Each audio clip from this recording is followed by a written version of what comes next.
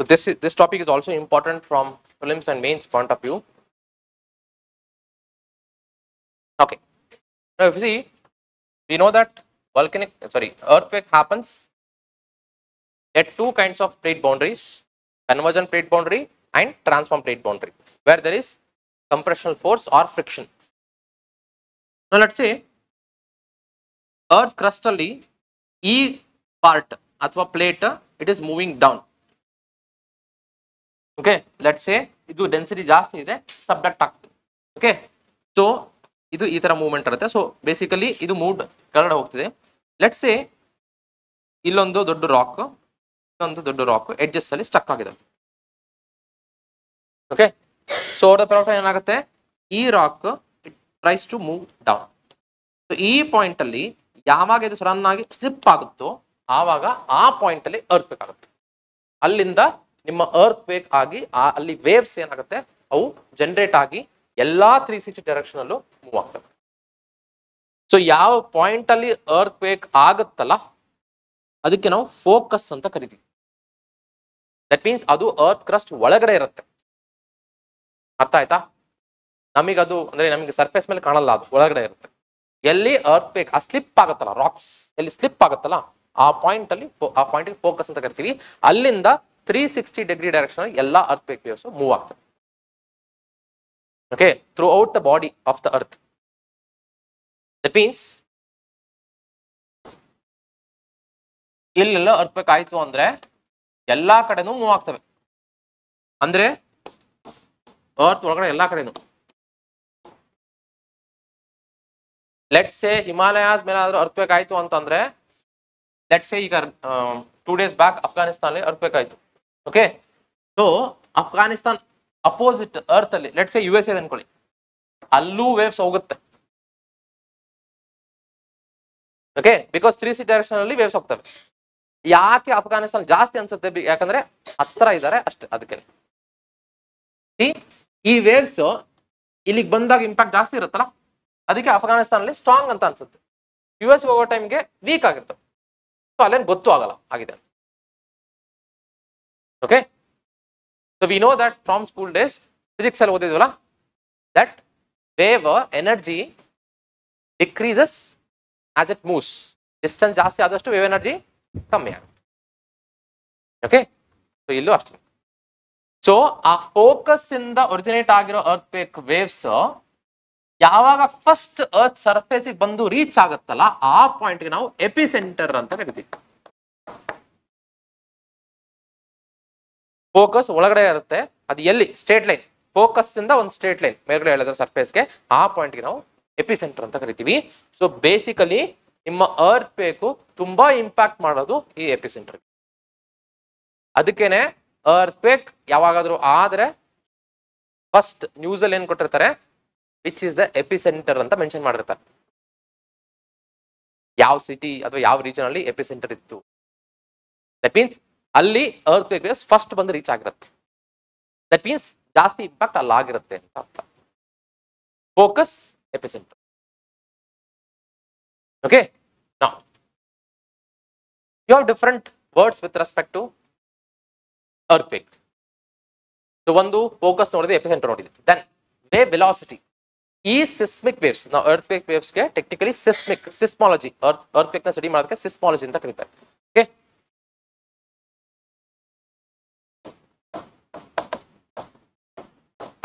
I think civil engineers ಇದನ್ನು ಓದಿರ್ತೀರ ಅನ್ಸುತ್ತಲ್ವಾ? ಇಟ್ಸ್ ಓಕೆ, ನಾ ಏನು ಕ್ವಶನ್ ಕೇಳಲ್ಲ. Because when you have civil structures construct ಮಾಡಬೇಕು ಅಂದ್ರೆ ನೀವು ಸ್ಟೆಬಿಲಿಟಿ ಬಗ್ಗೆ ನೋಡ್ಬೇಕು, ಹಾಗೆ ಸಿಸ್ಮಾಲಜಿ ಬಗ್ಗೆ ಸ್ವಲ್ಪ ಓದಿರ್ತಾರೆ ಅವರು. ಓಕೆ, ಸೊ ಸಿಸ್ಮಿಕ್ ವೇವ್ಸ್ ಅಂತ ಕರಿತೀವಿ.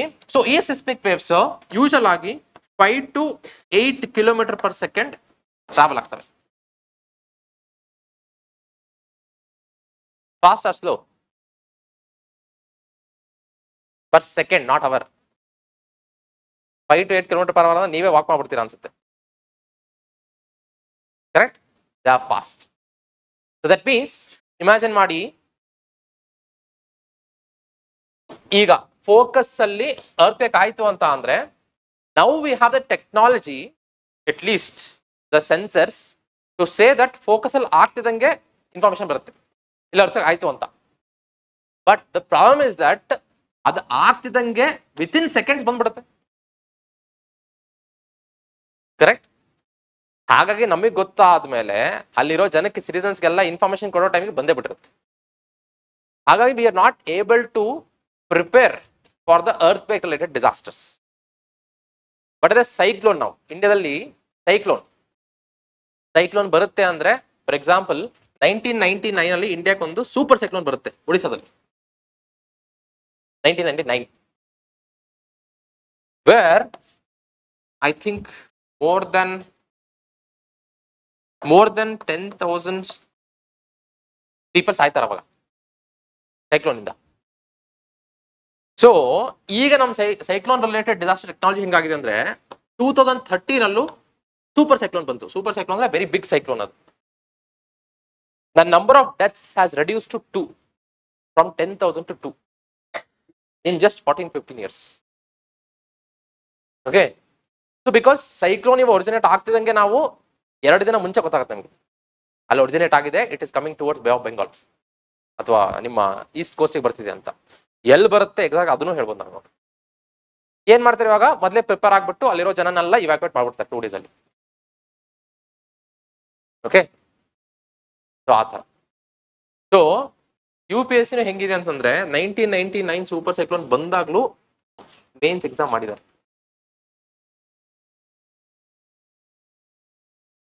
Okay. Because one of very senior officer ಅವ್ರು ಸಿಕ್ಕಾಗ ಹೇಳ್ತಿದ್ರು, first ground floor complete flood ಆಗಿದೆ, ನಮ್ಗೆಲ್ಲ ಬೋಟ್ ಅಲ್ಲಿ ಕರ್ಕೊಂಡೋಗಿ ಅರೇಂಜ್ ಮಾಡಿ ಎಕ್ಸಾಮ್ ಬರ್ತಿದ್ರು. UPSC doesn't change the schedule easily. Only thing they have changed the schedule is during COVID time.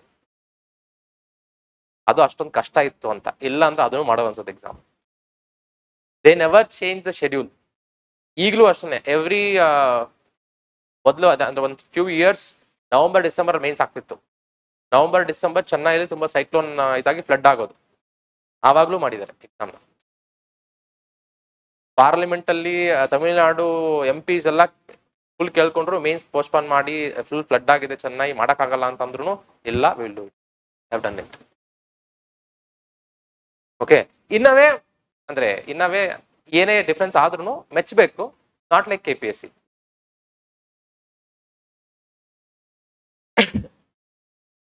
Okay. But earth quake related disasters ಹೆಂಗಿದೆ ಅಂತಂದ್ರೆ, we don't have enough technology today, but in future we might be able to predict that ಈ region ಅಲ್ಲಿ ಈ ಟೈಮ್ಗೆ earth quake ಆಗತ್ತೆ ಅಂತ predict ಮಾಡಬಹುದು ಮುಂದೆ. ಈಗಿಲ್ಲ ಅದು, ಬಟ್ ಹಾಗೆ ಅರ್ತ್ ಕ್ವೇಕ್ ಆದಾಗ ತುಂಬಾ ಜನ ಸಾಯ್ತಾರೆ ಇವಾಗ. Maybe in future will be able to evacuate people before the earthquake itself. ನೋಡಿ, this is again another research that you can do. ಅಂದ್ರೆ ನಿಮ್ಗೆ ಇಂಟ್ರೆಸ್ಟ್ ಇದ್ರೆ ಇದ್ರ ಮೇಲೆ ನೋಡಬಹುದು. You have a problem, find the solution, you might get a Nobel Prize.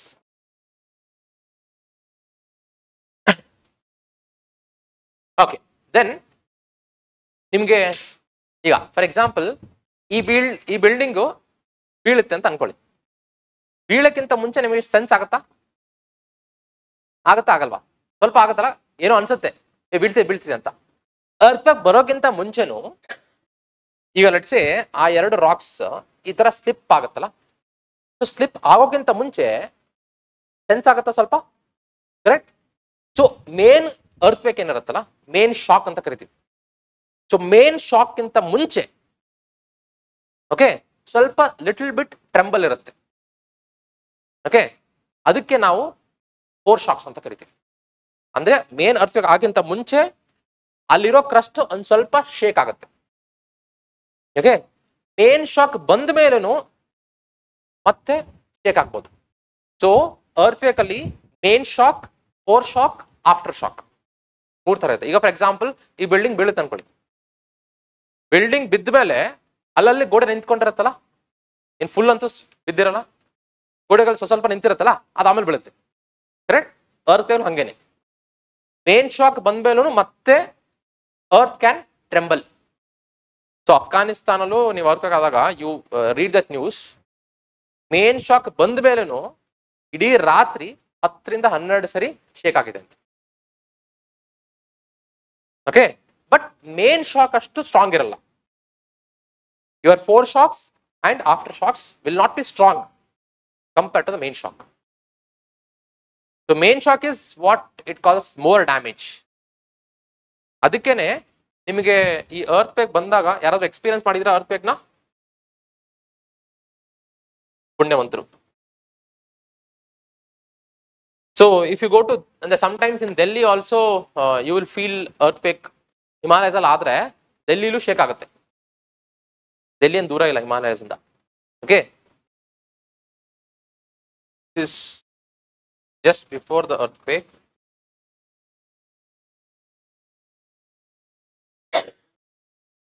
Slow ಆಗಿ shake ಆಗುತ್ತೆ, then increase ಆಗುತ್ತೆ ನೋಡಿ.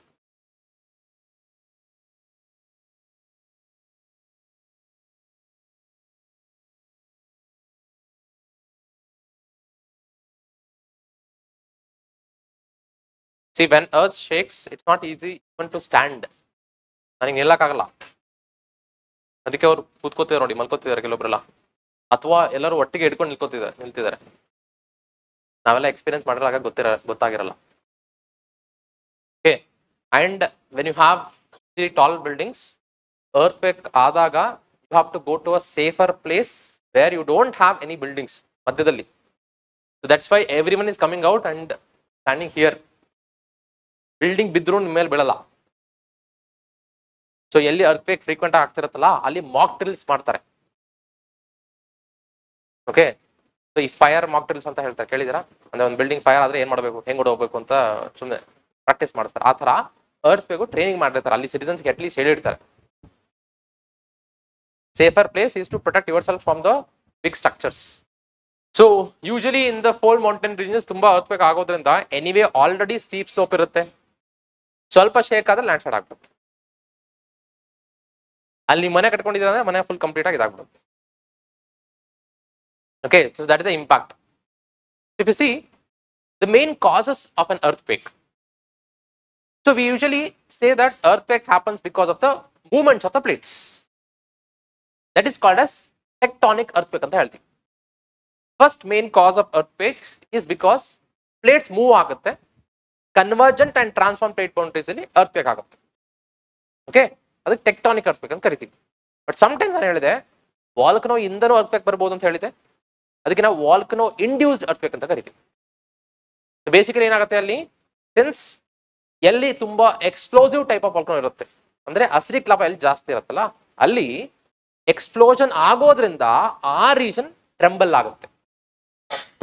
ಹೇಳಿದಲ್ಲ, ದೀಪಾವಳಿ ಟೈಮ್ ಅಲ್ಲಿ ಪಟಾಕಿ ಜೋರಾಗಿ ಹೊಡೆದ್ರೆ ನಿಮ್ಮ ಮನೆ ಮೇ ಬಿ ಟೇಬಲ್ ಎಲ್ಲ ಹಿಂಗೆ ಅಲಾಡ್ಬೋದು. ಆ ಥರ ದಟ್ಸ್ ಅನ್ ವಾಲ್ಕನಿಕ್ ಇಂಡ್ಯೂಸ್ಡ್ ಅರ್ತ್ಕ್ವೇಕ್ ಅಂತ ಕರಿತೀವಿ. So volcanic eruption, let's say continuous ಆಗಿ 1 week, 2 weeks, 3 weeks ಅಥವಾ 1 month ಕಂಟಿನ್ಯೂಸ್ ವಾಲ್ಕನಿಕ್ ಎರಪ್ಷನ್ ಆದ್ರೂ ಆ ವಾಲ್ಕನಿಕ್ ಟ್ರೆಂಬಲ್ ಅಂದ್ರೆ ಆ ಎಕ್ಸ್ಪ್ಲೋಷನ್ ಆಗ್ತಿದ್ದಾಗ ಎಲ್ಲಾನು ಅರ್ತ್ಕ್ವೇಕ್ ಆಗ್ತಿರುತ್ತೆ ಚಿಕ್ಕದಾಗಿ. ಬಟ್ ವಾಲ್ಕನೋ ಇಂಡ್ಯೂಸ್ ಅರ್ತ್ಕ್ವೇಕ್ಸ್ ಆರ್ ನಾಟ್ ತುಂಬಾ ದೊಡ್ಡದೇನಲ್ಲ.